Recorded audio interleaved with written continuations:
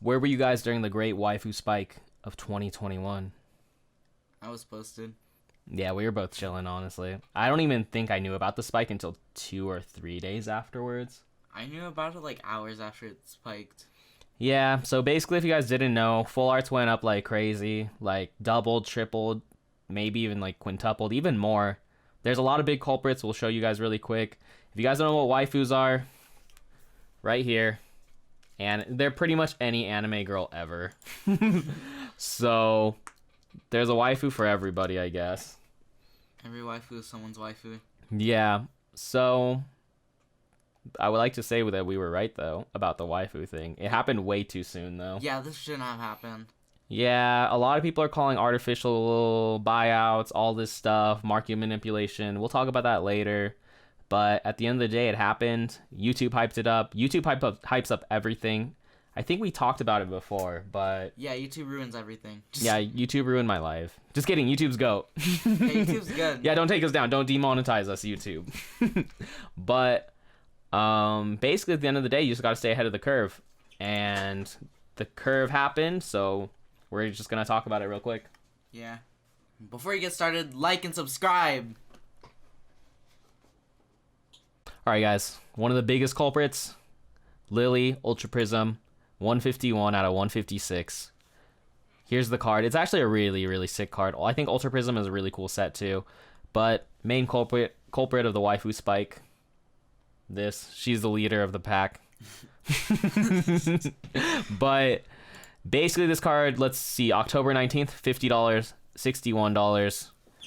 In a CGC, went for 200 OBO, so I'm assuming it was like 150 or something. $60. 95, 90, 58, 86. See, you can. It's like 50 to $100 pretty much. And then Bring it to now. the spike happened, and where are we at? So when was the spike? Somewhere like around here. $420. Oh my god. $450 with the Cynthia.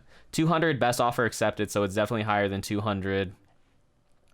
$425 for two lilies. Almost 300. 180. This one more than doubled up. Yeah. And so it did chill out a little bit. Like we got 250 best offer accepted here. Unless it was a bid, which it really could have been. No, it's 250 OBO. So maybe like $200, something like that. We should have used 130 point. But I didn't think about that while I was recording, so It's fine. It is super fine. Anyways, back to it. Oh, 420. This is a raw card too. Yeah. So, life is hectic, but we have a chart we're going to show you later. Another culprit, really quick. We got Jesse and James.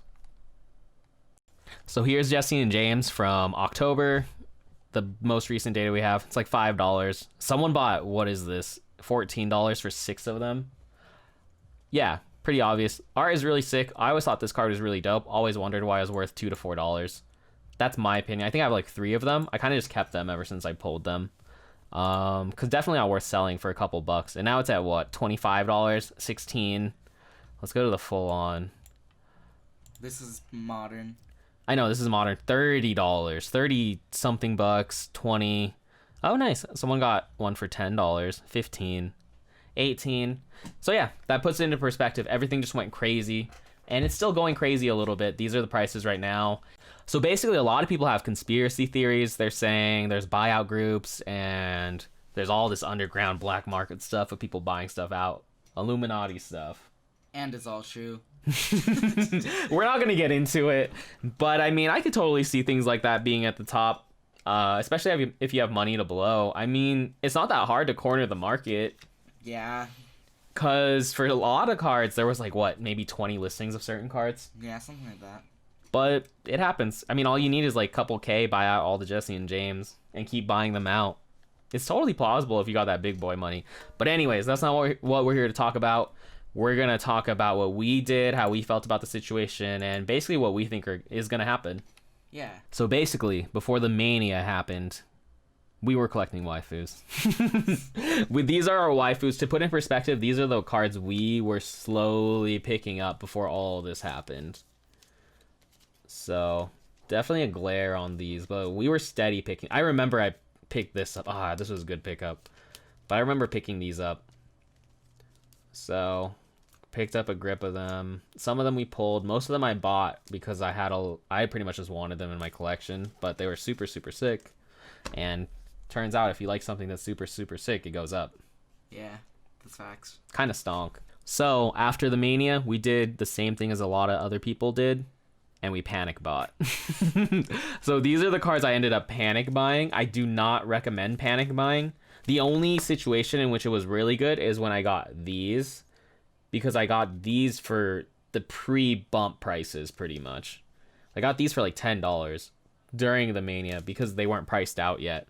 I also got these for like $4 each, so that's kind of hype. Yeah, that's super dummy hype. And so that's the only time I recommend it. We should have gone harder and just copped everything we could have found at local places. But that's the main meta. Once you see a spike, you can definitely... If you're one of the first come, first serve people, you can definitely catch a spike in your local area because I doubt a lot of people are on that wave. So honestly, if you wanted a quick flip, you could easily just go... like eat up all the waifu cards. Locally come up, especially if they like... depending on how they price things, if they still had the old prices, come up, flip all those, then just buy whatever card you want. So that's an aside.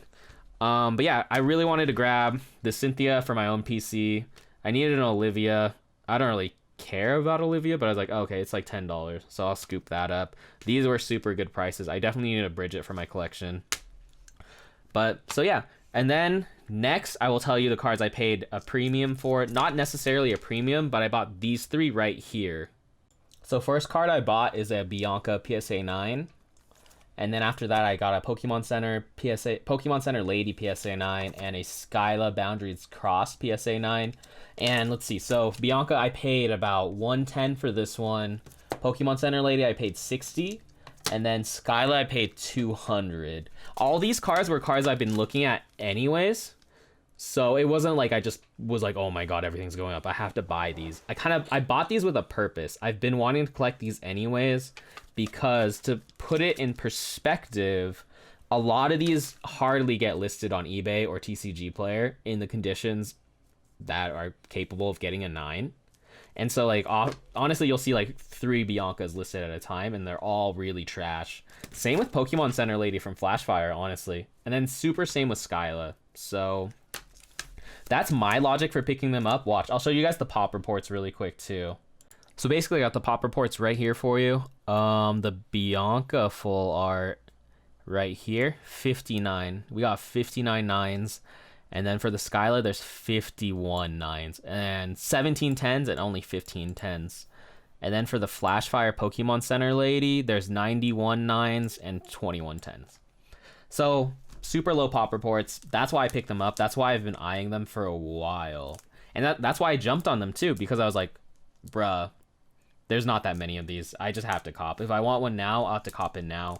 And I wasn't willing to take the risk of waiting it out. I do think for a lot of cards, waiting out is good. I'll talk about that in a second. But for these ones especially, they were never listed on eBay. Like good condition ones that could get 9s, I never saw them. I talked about them for a while, huh? Yeah, you talked to them like for too long. Yeah, with Van, I would always be like, should I get this one? This one looks kind of not clean. This one's all right. And so I would always debate these. And that just pushed me over the edge.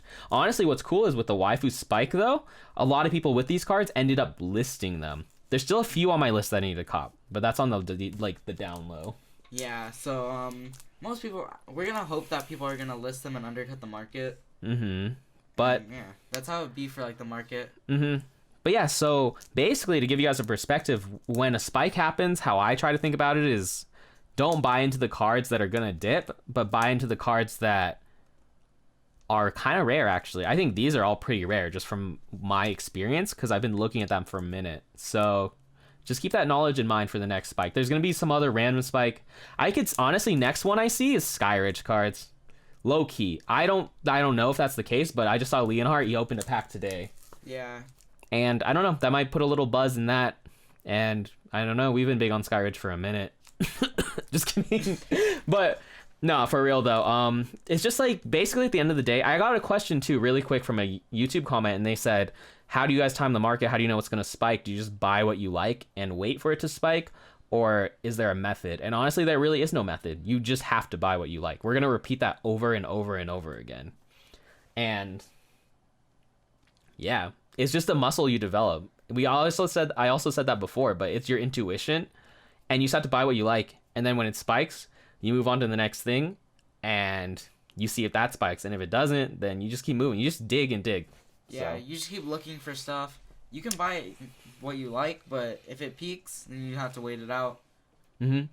Yeah, exactly. So that's pretty much it in terms of that and why I buy things and why I bought during this mania. I tried to be smart about it. I really did. You have a problem.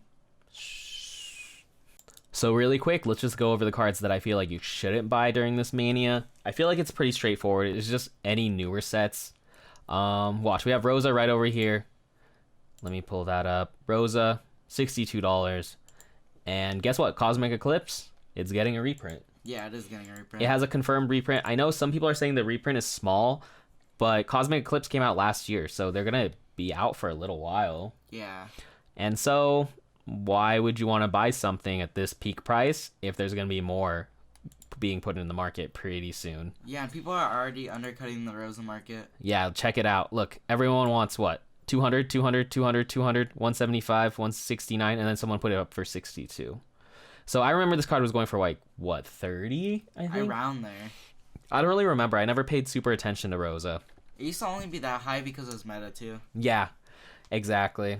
And so basically, that just kind of sums it up. You want to just buy things, like I said earlier, that feel rare and that you have experience that they are kind of rare. Like, they're never really listed, and it's hard to find them clean.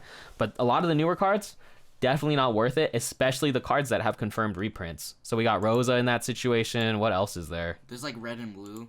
Yeah, the red and blue cards. We got the Pikachu Secret. I think that one's kind of overpriced. But Lily's Full Force. Lily's Full Force, the red and blue. Cynthia and Caitlyn.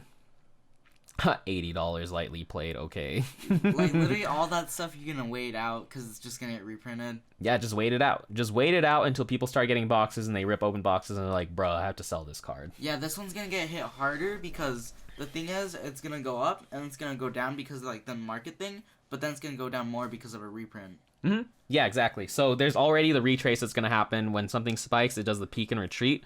I'll show you guys the graph in a second. But, oh, wow, Vans. Oh, I didn't know you had this card, Van. What other cards you got? Shop from the seller. No, oh, okay. Oh, you have the Ghost Wing Dragon Raw? Yeah, bro. Bro, you're kind of balling. What else? Oh, you have one of these Pikachus? For you listing it for 53? Dang, you're really trying to sell it to Spike. Yeah, bro. You're making some mogul moves, dude. Anyways, back to the chart we were talking about. I'm using this chart right here on Pokemon Price. It's on Blaine's Charizard, PSA 9. We're using that. There's way less of them compared to the very popular Unlimited PSA 9 because that's all over the place. So we wanted something a little bit more stable to give you guys a reference. So we're using that right now. And basically, as with any spike, especially with Pokemon and Pokemon as a whole, from what I've seen, and basketball cards too, they usually typically follow the rise up, and then they go back down, and then they valley out a little bit. But It's called peak and retreat. Peak and retreat, yeah. They valley out higher than where they were before. So I'll show you guys on this chart right here. So, I mean... Anyways, here's where it really starts doing the peak and retreat. It's really obvious in these areas here. So bam, peaks at 600, goes to 400, peaks at 8, goes to 4 to almost 500. Then here it peaks up to like 3,000, and then it goes back to about 1,000, and it goes back to like 500. So that's where we're at right now, pretty much. Yeah, definitely like a little peak and retreat, a lot actually. But it repeats itself over time. Yeah, so basically, that's what's going to happen with waifus. That's all I have to say. When you see anything go crazy like this, it's going to go down. So just chill on it. More than likely, everything's going to go down. Also, one quick thing, if you are going to buy now, just buy cards that haven't gone crazy. There's definitely a lot of ones. Me and Van pretty much research every fart. Someone in the Discord called them farts, and I think that's hilarious.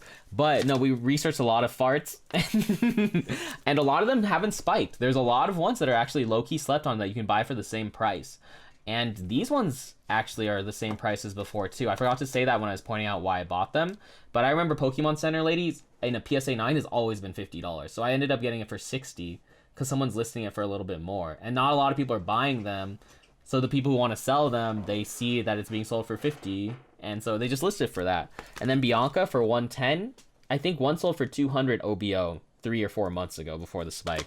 So, and then Skyla, I think I paid a little bit more, but I love Skyla, so that's different. But just if you do want to buy now and you want to somehow get in on the hype or make mogul moves during the hype, you just have to find cards that are still stabilized and cards that haven't spiked. Because at the end of the day, if you do buy right now, you're just buying them for how much they were before the spike, and they'll probably just they'll either stay the same or they'll go up. I don't think they'll go down, especially if they've been super stabilized for super long. So just do your research, find low-key things, and like and subscribe. Yeah, like and subscribe or else. Or else all your stonks will go to zero. I'm sorry to say that. Yeah, your market will crash.